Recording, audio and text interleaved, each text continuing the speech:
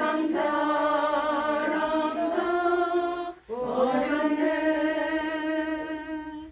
주 예수보다도 귀한 것은 없네.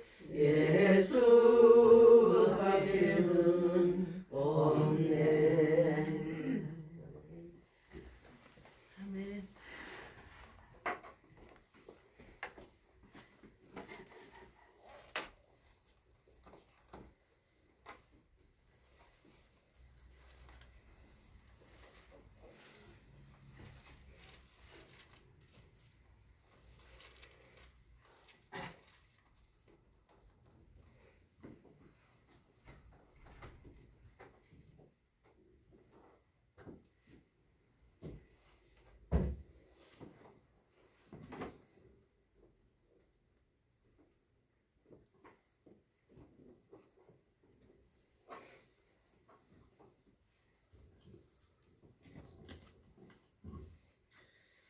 시간이 되었으므로 우리의 마음과 뜻과 정성을 모아 하나님께 수요 예배 드리시겠습니다. 다 함께 묵도 드리시겠습니다. 하나님은 영이시니 예배하는 자가 영과 진리로 예배할지니라. 아멘. 다 함께 찬송 502장 부르시겠습니다. 502장입니다.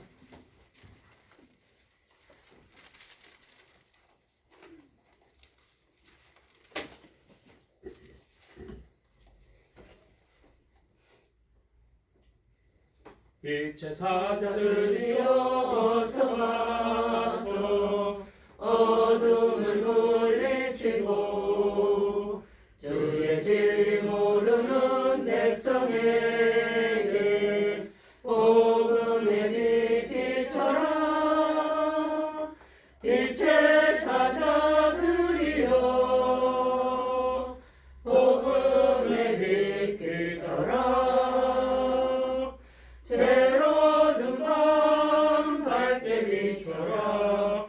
빛의 사자들이여 선한 사역 위하여 힘을 내라.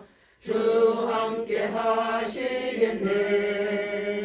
주의 크신 사랑을 전파하며 복음의 빛 비춰라. 일체 사자들이여 복음의 빛 비춰라. 새로운 밤 밝게 비춰라. 빛의 사자들이여 주님 부탁하신 말 순종하여 이 진리 전파하라. 산을 넘고 물 건너 힘을 다해 복음의 빛 비춰라. 빛의 사자들이여 복음의 빛 비춰라. 죄로운 밤 밝게 비춰라. 빛의 사자들이여 동서남북 어디나 땅끝까지 주님만 의지하고 눈 어두워 못 보는 백성에게 복음의 빛 비춰라. 빛의 사자들이여 복음의 빛 비춰라. 새로운 밤 밝게 비춰라. 빛의 사자들이여. 아멘. 오늘 예배를 위하여 심영민 권사님 기도해 주시겠습니다.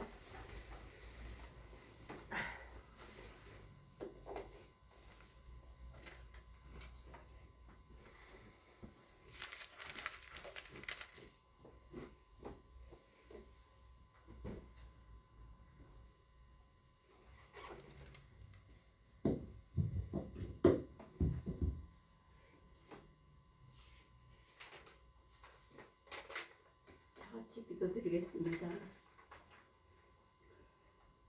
오늘도 주님의 은혜를 생각하면 헤아릴 수 없는 그 은혜 감사할 뿐입니다. 주님, 마음은 원이로되 육신이 약하여 못할지라도 주께서 함께 하시면 능치 못하며 없는 줄 믿사오니 도와주시옵소서. 쌍명령의 말씀을 순종하며 육의 질서를 지키고 진리를 깨달아 주님이 기뻐하시는 삶을 살아가는 일꾼이 되게 도와주시옵소서. 담임이신 김성철 목사님 건강에 건강을 더하여 주시고 가는 길이 형통한 길이 이루어지기를 간절히 기도드리며 우리 예성교회 어린이부터 장년에 이르기까지 순종하며 복을 받아 감사하는 천국 백성이 되게 도와주시옵소서. 우리 모두가 한 띠가 되어 주님이 주신 자리에서 충성하는 일꾼이 되어 주께서 기뻐하시는 정직한 일꾼이 되며 언제나 어디서나 주님을 증거하며 승리하는 기쁨을 누리게 도와주시옵소서. 성령을 소멸치 말라는 말씀을 붙잡고 순종하게 도와주시옵소서. 지나온 일들을 돌아보니 모두가 주님의 계획 안에 이루어진 것을 감사드리며 거룩하신 예수님의 이름으로 기도드립니다. 아멘.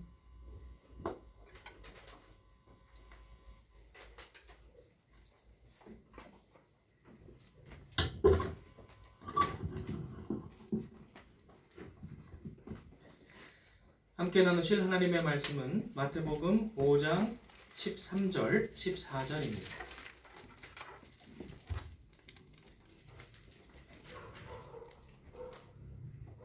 마태복음 5장 13절 14절입니다.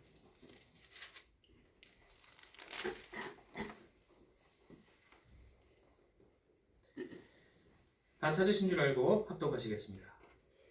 너희는 세상의 소금이니 소금이 만일 그 맛을 잃으면 무엇으로 짜게 하리요? 후에는 아무 쓸데없어 다만 밖에 버려져 사람에게 밟힐 뿐이니라.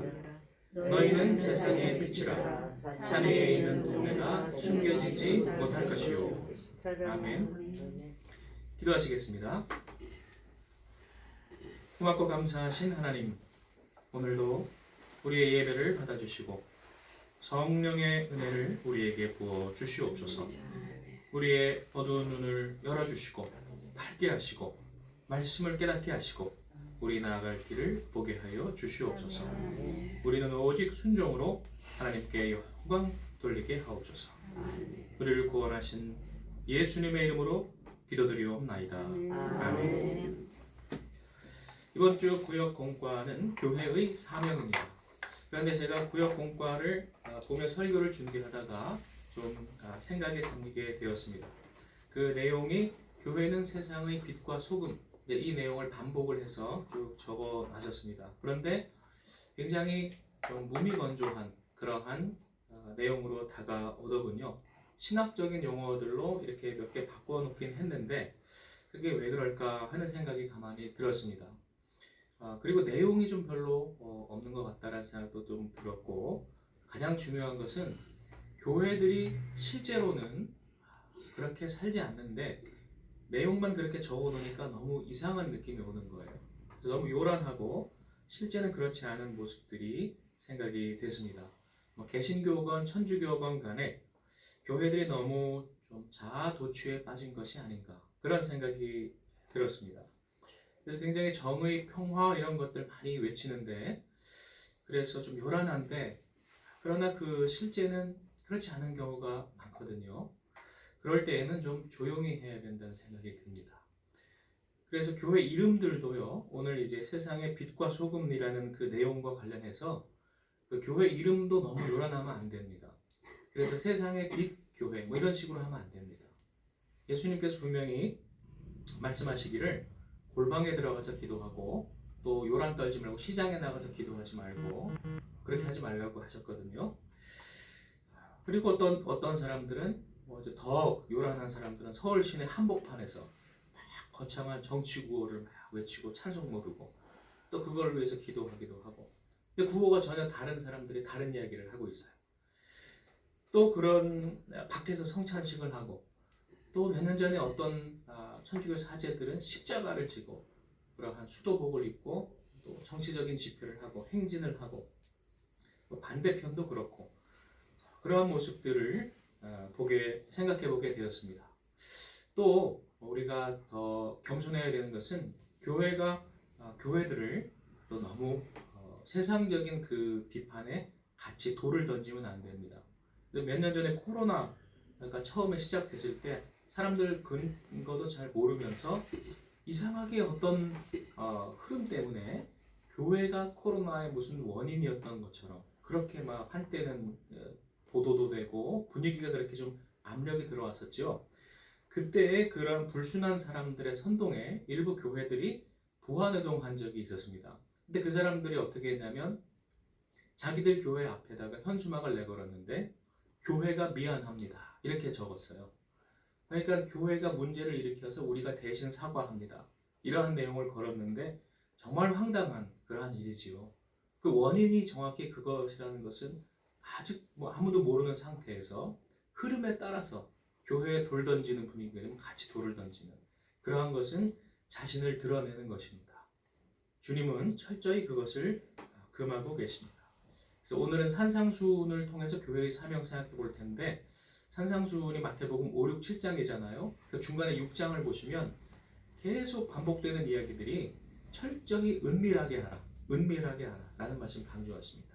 그래서 아까 말씀 나온 내용처럼 우리가 이름조차도 거창한 이름 내세우면 안 되고 또 오른손이 한 일을 왼손이 모르게 해야 되고 여러 가지 우리 주님의 겸손함을 담는 저 여러분 되시기를 축원합니다.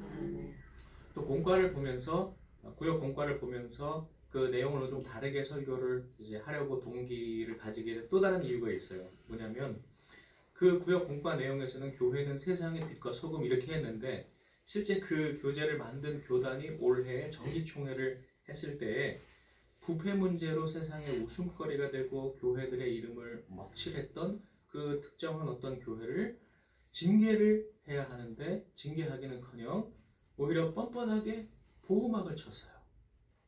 그래서 그냥 내 돈 내 맘대로 하고 내 맘대로 하니까 간섭하지 말라는 그러한 공동의 결정을 그들이 했어요.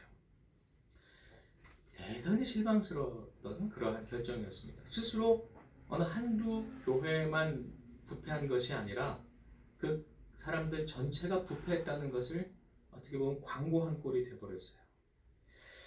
그러면서 든 느낌이 저도 이제 새로운 것을 깨달았죠. 정말 몇몇 교회들만 그렇게 부패하고 일탈하고 한 줄 알았는데 그게 아니고 전체적인 수준이 낮아진 겁니다.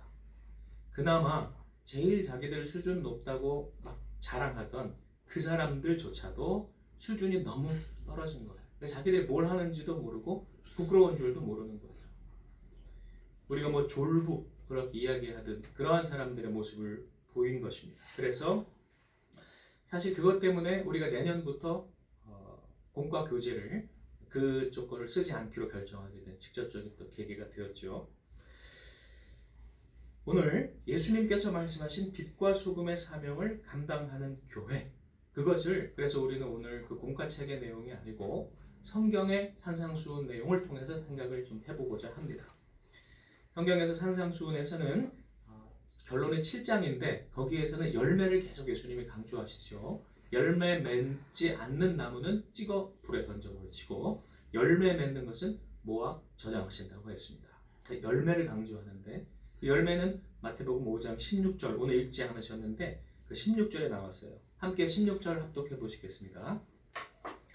16절 이같이 너희 빛이 사람 앞에 비치게 하여 그들로 너희 착한 행실을 보고 하늘에 계신 너희 아버지께 영광을 돌리게 하라. 아멘. 여기서 빛이 뭐냐면 착한 행실이에요. 그래서 그러한 착한 행실의 열매를 맺으라는 말씀입니다. 이것이 산상수훈의 내용입니다. 산상수훈은 말 그대로 산에서 주신 계명입니다. 그래서 산상수훈이라고 합니다. 구약에서도 하나님이 모세에게 신의 산에서 계명들을 주셨죠. 신약에서도 예수님은 제자들에게 작은 산에서 계명을 주셨습니다. 그래서 마태, 누가복음에는 뭐 산이라고도, 작은 산이라고도 하고 또 작은 언덕이라고도 하고, 표현은 좀 다를 수 있습니다만 그냥 작은 산이라고 보시면 되겠어요. 구약의 토라 613계명이 신약에서는 바로 산상수훈으로 요약이 되는 것입니다. 그런데 구약에서도 모세가 하나님께 그 계명을 받고 있는 그때에 백성들은 무엇을 했습니까? 밑에서 무엇을 했습니까? 아론과 함께 금송아지를 섬겼어요. 그런데 예수님이 이 말씀을 전해 주시는 바로 그때에도 자신들이 막 자랑하던 그 유대인들은 사두개 바리새인들과 함께 재물을 섬겼습니다. 그래서 예수님이 뒤에 가서 하나님과 재물을 겸하여 섬기지 못한다고 이야기를 하셨습니다. 지금도 마찬가지입니다. 많은 타락한 교회들은 돈을 섬기고 있습니다. 그러니까 금송아지, 예수님 시대의 사두개 바리새인, 지금의 타락한 교회는 다 똑같은 모습인 것입니다. 그런데 성경의 명령도 전에도 지금에도 미래에도 똑같습니다. 성경은 그것을 1.1획도 변하지 않는다고 표현을 하고 있죠. 그것은 하나님을 사랑하고 이웃을 사랑하라는 말씀입니다.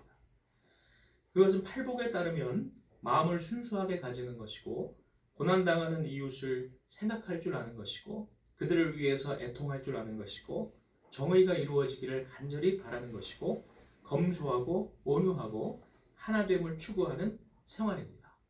그 하나된 하나님의 나라가 이 땅에 임하시기를 기도하라고 또 예수님의 산상수훈에서 주기도문을 가르쳐 주신 것입니다. 또 그런 하나님 나라의 소망을 두고 이 땅에 이루어지기를 정말로 원하고 마음을 다하고 힘을 다하여 이웃을 섬기는 사람이 보물을 하늘에 쌓아두는 사람이라고 가르쳐 주시고 있습니다. 그리고 그 나라에서는 남에게 대접받고 싶은 것을 남에게 먼저 대접하라고 하십니다. 남들이 나한테 무례하게 함부로 대하는 것이 싫으면 나는 남들에게 친절하고 정중하게 먼저 대해야 됩니다. 남들이 나에게 거짓말을 하는 것이 싫으면 나는 남들에게 진실하게 말해야 됩니다. 남들이 나에게 무관심하고 무자비한 것이 싫으면 나는 남들을 관심을 가져주고 자비로운 마음을 가질 줄 알아야 되는 것입니다. 이와 같은 것들이 바로 성경의 1.1획도 변함없이 우리에게 주시는 로고스의 사랑의 명령입니다.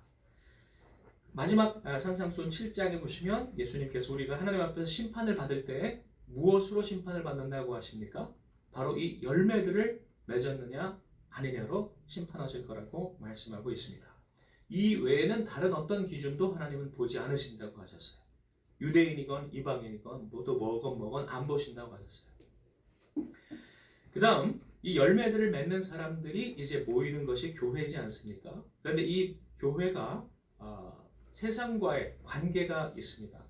교회와 세상과의 관계를 우리가 두 가지로 볼 수가 있는데, 첫째는 모이는 교회가 있고 두 번째는 흩어지는 교회가 있다. 많이 들으셨죠? 모이는 교회라는 것은 악한 세상에서 떠나는 것을 강조하는 것입니다. 그리고 악한 소식에 대해서 눈과 귀를 너무 거기에 허비하지 않는 것입니다. 그리고 악한 세상과 타협하지 않고 구별되는 것입니다. 그래서 히브리서 같은 경우는 모이기를 힘쓰라고 말씀을 하셨죠. 모여서 서로 성도들이 섬기는 모습, 그래서 하나 되는 모습은 바로 세상의 빛이라는 것입니다. 그럴 때 자연히 세상의 빛이 되는 거지, 우리 입으로 떠벌린다고 그렇게 되지는 않고 오히려 역효과만 가져온다는 것입니다. 그런데 모이는 교회 중에서도 우리가 균형을 잡아야 되는데, 균형은 이따 다시 말씀하겠지만 극단적으로 모이기만 하면 또 안 돼요. 그 극단적으로 모이기만 하는 그 형태가 몇몇이 있는데, 예를 들면 수도원 같은 게 있습니다. 교회는 산에 있지 않죠. 교회는 사람들 있는 곳에 있습니다. 복닥거리고 때로는 그게 싫어도 보면 산속에 있는 교회는 거의 없잖아요. 주로 수도원이나 절 같은 게 산속에 있죠. 거기에서 이제 세상과 끊는 것을 의미합니다. 단절하고. 교회 중에 그러한 형태는 기도원이 좀 있을 수 있겠죠. 기도원에 들어가서 아예 살아버리는 거예요. 거기서. 2019년 12월에 KBS에서 3부작 다큐를 방영을 했는데, 그 그 제목이 세상 끝의 집이라는 제목입니다. 혹시 보신 분 계세요? 우연하게 제가 어제 보게 됐는데 이 세상 끝의 집은 어디냐면 경북 상주에 있는 카르투시오 수도원입니다. 그래서 천주교에서 만든 중세에 만든 수도원인데 이 아시아에서 유일하게 한국에 그 수도원이 하나 있습니다. 근데 그 한국에서 부르는 또 다른 명칭은 봉쇄 수도원입니다. 그냥 다 봉쇄를 해버린 거예요. 어떻게 봉쇄를 하냐? 인터넷 금지, 전화, 핸드폰 같은 것도 금지, 유선 전화도 금지, TV도 없어요. 그 다음에 고기도 안 먹어요. 그리고 밥과 물만 먹습니다. 그리고 머리를 이제 삭발을 다 했어요. 그 다음에 망토 같은 게 걸친 게 이상하게 좀 승복하고 좀 비슷한 그런 느낌이 좀 나고, 또 이제 천주교 원래 이게 묵주 돌리잖아요. 근데 그 묵주가 불교의 염주하고 또 많이 비슷해요. 그 알 수도 서로 54개와 108개 연관이 있죠. 그래서 그들이 철저하게 세상과 봉쇄하는 거예요. 다 끊어버리는 거예요. 그 다음에 뭘 추구하느냐? 단순한 생활. 일어나서 기도하고, 그 다음에 성경 읽고, 그 다음에 잠깐 나가서 노동하고, 텃밭 가꾸고, 그 다음에 뭐 수리하고 그런 걸 하는데, 검소한 생활을 또 추구해서 막 양말도 빵꾸난 거, 그 다음에 뭐 허름한 거, 그런 것들을 카메라에서 쫙 비춰주더라고요. 그 다음에 침묵, 서로 이야기 안 해요.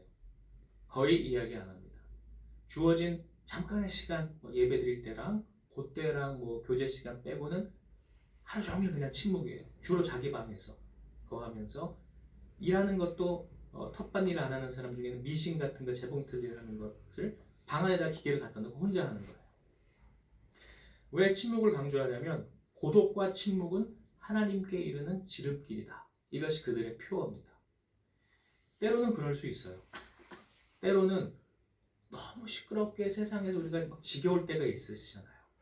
그때 와서 예배당에 와서 침묵 속에 기도하는 것이 하나님께 이르는 지름길일 수 있습니다. 그래서 조용히 혼자 와서 기도하는 게 중요합니다. 그리고 가족과 만나는 것도 1년에 이틀만 허락을 한대요. 근데 이제 가진 못하고 가족들이 찾아와서 면회를 하는데 면회에서 같이 밥도 못 먹어요. 그냥 와서 얘기만 하고 차만 마시고 가는 거예요. 1년에 이틀. 어떻게 보면 이게 숨 막힐 것 같죠, 이렇게 살면. 근데 또 어떻게 보면은 도시의 요란함과 아주 우리 주위에 그냥 썩은 이 도시의 문화에서 이 독한 그러한 독에서 우리가 벗어나는 것일 수도 있어요. 세례 요한이나 그 당시 에센파 같은 사람들은 그렇게 나가서 쿰란 동물 생활을 하지 않았습니까? 좀 유사한 면이 있는 것도 있습니다. 근데 이제 PD가 영상을 아주 잘 만들었었겠지만 이 다큐 영상을 가만히 보고 있으니까 서로 대화하는 소리는 하나도 없어요. 소리는 하나도 없는데 뭔가 매력이 있어요. 야, 이 죄로 찌든 속세를 떠나서 나도 저렇게 한번 살아보고 싶다. 이런 마음을 사람들에게 불러일으켜요. 요즘 세상 사람들의 표현으로는 자연인이라는 말을 많이 쓰죠. 자연인 프로그램이 인기가 많대요. 혼자 사는 거에 산속에 들어가서.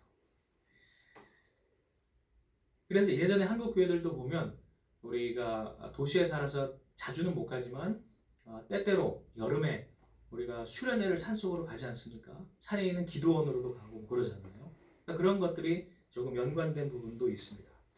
근데 이 카르투시오 수도원이 왜 생겼냐면 1000년 전에, 오래됐죠? 1000년의 역사가 있어요.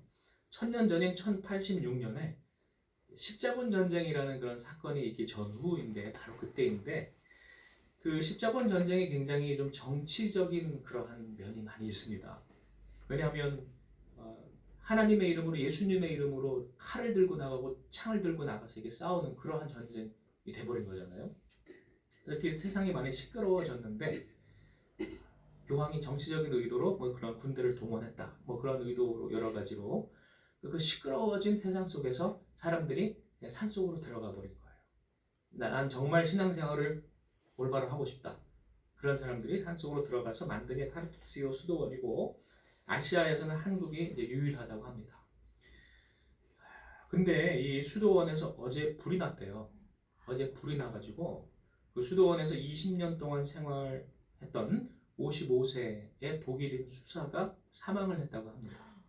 근데 그 다큐에서도 나온 그 수사였는데 안 됐어요. 근데 1차로 경찰과 소방서 측에서 들어가서 조사한 것에 따르면 그 사람이 조울증 약을 먹고 있었고 또 방화의 흔적들이 보인다고 합니다. 그래서 느끼는 점이 참 많아요. 거기 있다 보면 자기 인생을 거기에 20년을 바친 거잖아요. 그런데 나중에 평가는 다를 수 있어요. 그때 그 밀려 들어오는 실망감과 후회와 예를 들어 내 인생을 돌리도 뭐 이런 게 있을 수 있어요. 내 청춘을 돌리도 이런 것들은 목회자들도 많이 경험합니다. 사실은 목회를 내 인생을 청춘을 바쳐서 했는데 그 결과는 나중에 생각지도 않은 내가 그때는 꿈도 못 꿨던 일들이 일어날 때 그런 생각을 가질 수 있어요. 근데 그 정도의 차이는 있겠지만 그래서 아마 그분이 극단으로 치닫지 않았을까 그렇게 조심스레 추정을 합니다. 이런 수도원이라는 것이요 산속에서 수도하고 조용히 하나님을 만나고 한다는 것이 생각하면 굉장히 매력이 있는 면도 있어요.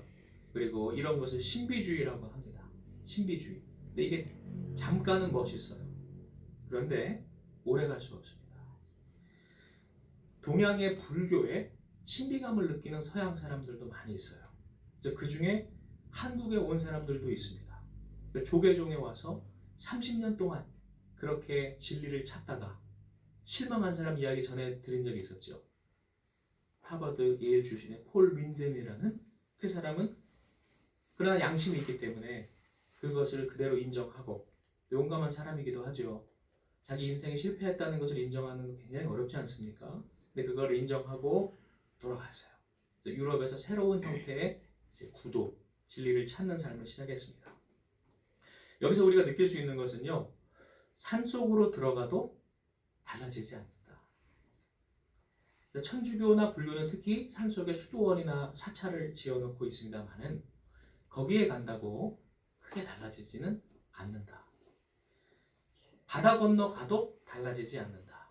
그런데 우리 사람들은 늘 그러면서도 자꾸 그런 것들을 추구하는 또 본능이 있는 것 같아요. 왜냐하면 세상이 너무 각박하고 너무 싫으니까 그냥 도망가고 싶은 마음, 탈출하고 싶은 마음, 뭔가 그 이상향을 가면 될 것 같은 마음, 그런 게 있는 것 같아요. 복권 사면 내가 당첨될 것 같은 그런 마음. 그래서 복권 사는 거 아니겠습니까?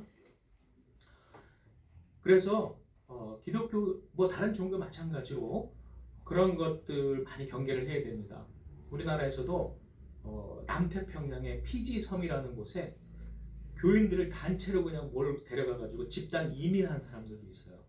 거기에서 낙원, 지상 낙원을 이룬다. 그래서 거기 땅 사가지고 농장 만들어서 같이 천국처럼 일해서 같이 나눠 먹는 삶을 산다 해서 갔는데 가보니까 강제 노동과 폭력과 세뇌와 그러한 여러 가지 일들로 고통받고 탈출한다는 소식들 들으신 적 있잖아요. 꼭 북한 같아요. 그 안에서 불만을 제기하거나 막 그런 딴 얘기 조금이라도 하면 서로 이렇게 따귀를 때리게 한대요. 자아 비판을 하게 한다는 거죠. 그러니까 북한도 이상향을 꿈꾸고 그렇게 시작한 데 아닙니까? 똑같아요. 그런 일들이 브라질에서도 또 며칠 전에 보도가 되었고 한국 사람들이 거기까지 가서 집단 농장을 만들었어요. 천국이 밖에 있지 않고 내 마음에 있다. 아멘. 우리 내 마음을 다스리게 하여 주옵소서. 아멘. 우리 기도하시기를 바랍니다. 아멘. 어디 딴 데 도망가 봐야 똑같아. 아멘. 예수님은 그래서 신비주의나 어떤 인간의 고행을 강조하는 종교의 틀을 반대하신 겁니다. 유대교의 여러 복잡한 종교의 예식을 반대하신 거예요. 생명을 살리는 것을 강조하신 거예요. 그래서 교회는 모이기도 해야 하지만 지나치게 모여가지고 밖과 단절시키는 그러한 것은 위험하다. 그것은 틀렸을 가능성이 높다. 그것을 첫째 이해를 하시고 그 다음 모인 다음에 그 세상으로 흩어져야 되는 겁니다. 세상으로 들어가야 되는 거예요. 근데 그 세상으로 들어가야 하는 이유 중에 그 신비주의적인 이상한 집단이 되면 안 되는 그 이유도 있지만 또 다른 이유가 있어요. 그건 뭐냐면 이상한 집단은 아닌데 모여 있으면 편합니다. 왜냐하면 이제 건전한 교회를 말해요. 언제나 교회는 서로 인격자들이 모이는 곳이잖아요. 자기를 될 수 있으면 참고 세상 사람들보다 아무래도 좀 더 참지 않겠습니까? 그러니까 교회에 오면은 더 편하게 해주고 더 섬기려고 노력을 하는 거예요. 그러니까 세상에 있을 때보다 교회에 있을 때가 더 편한 거죠. 더 편하고 쉼을 얻는 그러한 거죠. 그런데 너무 자기들끼리만 모여주면 안 되는 거예요. 쉼을 얻긴 하는데 우리만 쉼을 얻기만 하면 또 안 되는 거예요. 교회는 잠시 지친 영혼이 와서 쉬는 곳입니다. 분명히. 그리고 새 힘을 재충전받는 곳입니다. 근데 그 새 힘을 재충전받아서 어디서 써야 될까요? 다시 밖으로 나가서 써야 됩니다. 그러니까 밖으로 나가야 됩니다. 그래서 모였다가 흩어져야 됩니다. 흩어져서 이웃을 섬기고 생명을 구원해야 됩니다. 그래서 예수님이 부활하실 때, 승천하실 때 제자들을 모든 민족에게 보내셨어요. 또 성령 강림 후에 예루살렘 교회가 만들어졌는데 예루살렘 교회가 천국같이 됐다고 했잖아요. 서로 간에 유무상통하고 서로 간에 가난한 사람, 굶는 사람이 없는 천국 같은 곳이 됐는데 그 사람들이 거기에서 계속 머물러 있었던 거예요. 그러니까 하나님께서 핍박을 허락하셨어요. 그러니까 핍박을 허락하시니까 그 사람들 할 수 없이 이제 핍박 때문에 흩어졌어요. 흩어져서 어디로 갔습니까? 온 유대와 사마리아와 땅끝까지 간 거죠. 독일의 위대한 신앙인인 본 회퍼는 바로 이와 같이 흩어지는 교회 그리고 고난의 현장으로 가는 그러한 성도의 삶을 실천했습니다. 미국의 유명한 신학교의 교수로 그가 안락하게 살 수 있었지만 히틀러 치하에 위험한 조국 독일로 가서 자발적으로 가서 거기서 고난을 당하는 삶을 살다가 죽었습니다. 교회들은 산속으로 안 들어가고 도시 속에 존재합니다. 그래서 이 복닥복닥거리는 그 도시 속에 십자가가 여러 개 있는 거예요. 사람들한테 이런 소리 들어도 이곳에서 그냥 복닥거리면서 사람들을 섬기려고 여러 가지 노력을 하는 겁니다. 사람을 피해서 도망가지 않습니다. 사람이 있는 곳으로 가서 그들을 구원합니다. 그래서 예수님과 제자들도 산속에만 그렇게 있지 않으셨잖아요. 다니면서 사람들이 많은 곳에서 전하셨습니다. 진리를 전하셨습니다. 그러나 이 흩어져서 세상 속으로 들어가는 교회도 우리가 또 너무 극단적으로 되면 안 돼요. 아까 너무 극단적으로 모이는 것도 위험한 것처럼 너무 극단적으로 흩어지는 것도 위험합니다. 그래서 그러한 것들은 세상에 물들어 버리는 것이 되겠지요. 너무 흩어져서 세상 속에만 있으면은 거기에 물들어 버리면 세상과 다르지 않은 그러한 사람, 교회가 됩니다. 교회가 세상과 다르지 않은 정치 조직이 되어버려요. 교회가 세상과 다르지 않은 주식회사가 되어버려요. 교회가 세상과 다르지 않은 사교 클럽이 되어버려요. 와서 그냥 적당히 돈 내고 좋은 무슨 문화적인 그러한 강연이나 아니면은 고급 성악가의 어떤 연주나 노래 듣고 가는, 그리고 서로 자기 사회 지도층 인사라고 하는 사람들끼리 서로 간에 인맥 쌓고 서로 돈 거래하고 그렇게 유익을 얻는 사교 클럽에 지나지 않습니다. 그래서 너무 흩어지는 교회도 그것은 잘못된 것입니다. 그래서 독일의 위대한 신학자인 칼 바르트라는 사람은 균형을 강조했습니다. 어떤 말로 강조를 했냐면 참된 기독교인은 한 손에는 성경을 들고 한 손에는 신문을 들어야 된다. 이렇게 말했어요. 그러니까 양쪽을 잘 알고 균형을 맞춰서 그렇게 삶을 균형 있게 살아야 한다 라고 말했습니다. 결론을 맺겠습니다. 오늘 이제 교회의 사명에 대해서 우리가 간단히 생각해 보셨는데 교회의 사명을 감당하기 위한 성도의 두 가지 과제를 우리가 헌신과 균형으로 요약하겠습니다. 첫째, 헌신. 빛과 소금의 이야기가 나왔는데 공통점은 헌신이에요. 소금은 어떻게 돼야 짠맛을 내죠? 자기가 녹아야 되죠. 그 다음에 여기서 빛은 등불, 이제 옛날에 등불은 호롱불 그런 거 있잖아요. 그 등불은 뭐가 타야지 빛이 나나요? 기름이 타야죠. 그러니까 공통점은 소금과 기름이 자기를 녹이고 태워야 그들은 짠맛이 나고 빛을 발한다는 것입니다. 그러면 교회가 세상의 빛과 소금의 사명을 감당하려면 더럽고 추한 내 옛사람을 십자가에 확실히 못 박는 헌신을 해야 되고, 그리고 이웃에게 철저하게 봉사하는 헌신을 해야 되는 것입니다. 내 자신을 녹이고 태우는 그러한 헌신을 마음을 다하고 뜻을 다하고 힘을 다하여 사랑하는 것이라고도 말씀하시고, 예수님은 착한 행실이라고 표현하시기도 했습니다. 그때 나타나는 결과는 하나됨입니다. 서로 간에 낮추고 성질 죽이고 내가 있는 걸로 그 사람을 섬겨주면 싸움이 덜 나겠죠. 서로 하나가 더 되겠지요. 그때 하나님이 영광을 받으신다고 하셨습니다. 그래서 예수님께서 마지막 기도에 아버지와 내가 하나 된 영광을 누린 것 같이 저들도 하나가 되게 하옵소서 라고 기도를 하셨습니다. 여러분의 가정에 하나됨의 축복이 충만하시기를 축원합니다. 그러려면 누가 녹아야 돼요? 내가 녹아야 우리 다 같이 따라해 보시겠습니다. 내가 녹아야 된다. 내가 녹아야 된다. 내가 태워야 한다. 내가 태워야 된다. 그럴 때 여러분의 가정은 천국이 될 줄 믿습니다. 아멘. 여러분의 직장은 천국이 될 줄 믿습니다. 아멘. 그래서 헌신 첫 번째, 두 번째는 균형. 아까 말씀 나눈 대로 교회에 모여야 할 때가 있어요. 그 다음에 흩어져야 할 때가 있어요. 그거를 극단적으로 하지 않고 모임과 흩어짐을 균형 있게 할 때에 그 교회는 건전한 교회가 될 줄로 믿습니다. 우리 헌신과 균형의 우리 사명 잘 감당하는 저 여러분 되시기를 축원합니다. 아멘. 기도하시겠습니다. 하나님, 우리로 진리를 알게 하시고 예수 그리스도의 십자가의 의미를 알게 하심을 감사합니다. 또한 우리가 모여 교회를 이루게 하심을 감사합니다. 그러나 우리는 연약하여 또한 실수할 때 많사오니 주님 불쌍히 여겨주시고 용서하여 주시고 우리가 마침내 참된 헌신과 균형으로 하나님께 영광 돌리는 그러한 성도와 교회가 되게 하여 주시옵소서. 그러므로 분열과 갈등으로 싸움의 소리가 너무나 요란한 이 세상에 주님의 참된 평화를 전하게 하여 주시옵소서. 우리 주 예수님의 이름으로 기도드리옵나이다. 아멘. 찬송 400 찬송 바뀌었습니다. 주호에 나온 게 아니고 524장 부르시겠습니다. 524장.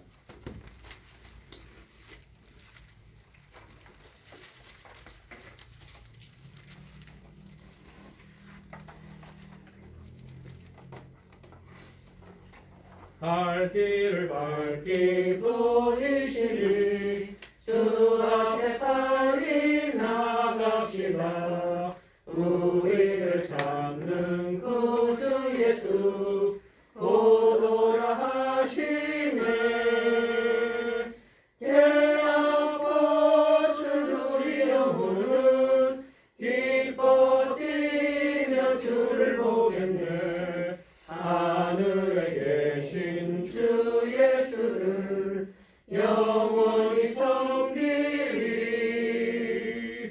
우리를 오라 하시는 말 기쁘게 듣고 순종하세. 구주를 믿기 지체 말고 속속히 나가세. 죄악 벗은 우리 영혼은 기뻐 뛰며 주를 보겠네. 하늘에 계신 주 예수를 영원히 섬기리. 주 오늘 여기 계시오니 나와서 주의 말씀 듣세. 듣기도 하며 생각하니 참 즐기시로다. 죄악 벗은 우리 영혼은 기뻐 뛰며 주를 보겠네. 하늘에 계신 주 예수를 영원히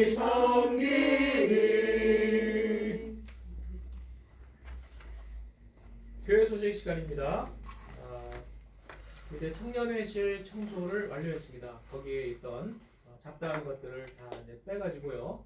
전에보다 좀 더 공간을 넓혔습니다. 책상도 아예 저쪽으로 치워가지고 공간이 더 넓어졌어요.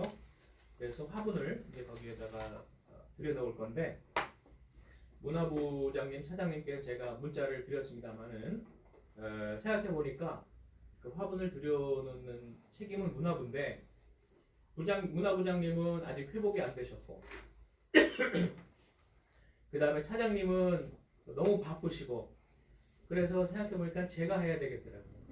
그러니까 미안해 하시지 마시고 죄송합니다. 괜찮습니다. 상황들이 다 바뀌셨기 때문에 뭐 그건 다 충분히 이해가 되니까요. 그래서 그 종교개혁 기념주일 그 행사 끝나고 11월 바로 제가 첫째 주 중에 그때는 영화는 안 떨어질 테니까 그때 집어넣도록 하겠습니다. 그 다음에 이제 집어넣기 전에 뭐를 집어넣고 또 뭐를 말아야 할지 그거는 좀 의견을 취합을 미리 해주세요. 그렇게 해서 다 들어가지 못하니까요. 그 다음에 오늘 보니까 그 수국 중에 하나가 굉장히 좀 커진 것 같은 게 있는데 자세히 보니까 화분이 너무 작더라고요. 화분이 너무 작아서 그게 좀 잘 안 자라나 해서 오늘 큰 데로 옮겨줬습니다. 이렇게 했고요. 그 다음에 이차수 협동 목사님께서 지난번에 이제 독감을 좀 앓고 이제 며칠간 너무 힘드셔서 지난 주일 같은 경우에는 밥을 한 숟갈밖에 못 드셨어요. 딱 한 숟갈. 그래서 너무 힘도 없으시고 그러셔서 그 월요일에 병원에 가서 영양주사를 2시간 놔드렸습니다. 네?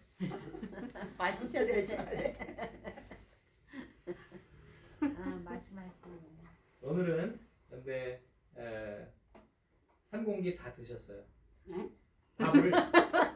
밥을 많이 잡수셨다고. 한 공기 다 드셨어요. 그러니까요. 주사 안 맞아도 되고. 그러니까 왜 이렇게 하셨냐면 아, 또 병원 가자고 하지 말라고. 주사. 근데 어쨌든 오늘은 한 공기를 다 드셨고 그리고 또 과자 오면 2공기 먹을 거예요. 또 병원 가자고 하면 2공기를 드시겠답니다. 그래서 감사하고요. 지금 컨디션은 어떠세요? 좋아요. 좋으시답니다. 그래서 아까 밖에 그 물도 주시고 그 다음에 여러 가지 주방도 조금 봉사하시고 여러 가지 하셨습니다. 그리고 또 이렇게 회복해야 하게 해주신 하나님께 감사하고 더 회복하시기를 바라는 의미에서 우리 박수로 격려해드리겠습니다. 그래도 강단을 주셔서 이게 잘 이제 극복하게 하나님이 해주시는 것 같습니다. 이제 많이 그 감기 기침이랑 콧물도 거의 이제 사라지시는 것 같아요. 이제 회복 조금 연기하시면 됩니다. 그 다음에 오늘 영상 촬영을 시작을 딱 할 때 그 갑자기 저게 이제 로그 아웃이 된 상태가 돼가지고요. 다시 이제 로그인이라고 거기에 등록을 하는 게 있어요. 그 절차를 다시 해야 되더라고요. 그래서 그거 하느라고 엄청 그냥 그 시간이 없는데 거기에다가 그 등록한 절차가 굉장히 좀 번거롭습니다. 그걸 하면서 갑자기 순간적으로 여러 가지 생각이 들었어요. 첫째는 저거를 이제 저를 도와주는 의미에서 뭐 청년이랑 학생들이 한 3명 정도가 여러 사람이 만지기 때문에 그걸 하다가 잘못 로그아웃을 했나 그런 생각이 좀 들기도 하고 또 한 가지는 요즘 북한에서 해킹이 굉장히 극심하게 우리 남한을 괴롭히고 있대요. 그래서 어디서 계좌에서 돈 빼가는 것도 있고 보이스피싱도 있고 그 다음에 여러 가지 침투를 잘못된 스팸 메일을 보내는 것도 있고 한데 그래서 아까 다시 재등록 가입하는데 또 비밀번호를 넣는 게 있거든요. 그 비밀번호 제가 이메일 비밀번호 넣으면서 굉장히 찝찝하더라고요. 근데 유튜브 방송은 저번에 하긴 해야 되니까 할 수 없이 넣긴 넣었는데 아주 찜찜해요. 참 북한이요 이렇게 핵으로 괴롭히고 또 사람들이 이렇게 해킹해가지고 돈 빼가고 나쁜 짓을 왜 이렇게 많이 하는지 하나님께서 심판해 주시라고 여러분들 기도해 주시고 우리 남한이 잘 보호되도록 위해서 기도해 주시기를 바랍니다. 교회들이 하나 회개할 것이 있어요. 그게 뭐냐면 핵 기술은 모른다 해도 저 전 인터넷 기술이라든지 해킹 기술은 북한의 평양과학기술대학이라는 곳을 세워줘가지고 거기에서 급속하게 발전됐습니다. 그 평양과학기술대학을 세워준 데가 바로 강남에 있는 교회들이에요. 그러니 평화라고 멋부리고 그런 거 하는 사람들 나중에 그런 거 책임져야 돼요. 그런 거 책임져야죠. 피해는 여러 국민들이 보니까 참 안타깝더라고요. 이상입니다. 오늘 마을버스는 바로 앞에 있으니까 끝나고 바로 출발하시면 되겠습니다. 축도로서 수요 예배를 마치겠습니다. 지금은 우리 주 예수 그리스도의 십자가의 은혜와 하나님 아버지의 극진하신 사랑과 성령님의 감화 감동 역사하심이 오늘 교회의 사명을 깨닫고 또한 헌신과 균형으로 나아가기를 결심한 우리 위에 함께 하시기를 축원하옵나이다. 아멘.